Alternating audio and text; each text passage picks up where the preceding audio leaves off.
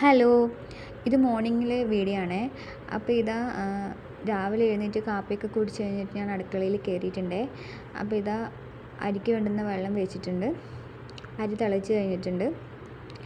അതാ ഞാനിതാ അരി ഇടുകയാണ് കേട്ടോ. ഇത് റേഷൻ അരിയാണേ. റേഷൻ അരി ആയതുകൊണ്ട് വേഗം വേവും കേട്ടോ. അത് കഴിഞ്ഞിട്ട് ഞാനിതാ ഇത് വെള്ളയപ്പത്തിനുള്ള മാവാണ്.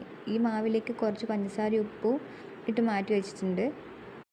അത് കഴിഞ്ഞിട്ട് ഇതാ ഇവിടെ ഇത് വെന്ത് കഴിഞ്ഞിട്ടുണ്ട് റേഷൻ അരി. അപ്പോൾ ഇതാ അത് ഞാൻ വേഗം റൈസ് കുക്കറിലേക്ക് മാറ്റി വെക്കുകയാണ് ചെയ്യുക.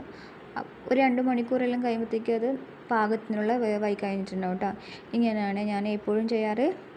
അത് കഴിഞ്ഞിട്ട് ഇന്നലെ മുറിച്ച് വെച്ചിട്ടുള്ള ചീരയാണ്. അപ്പോൾ അതും ഇതാക്കാൻ വേണ്ടിയിട്ട് പോവുകയാണ്.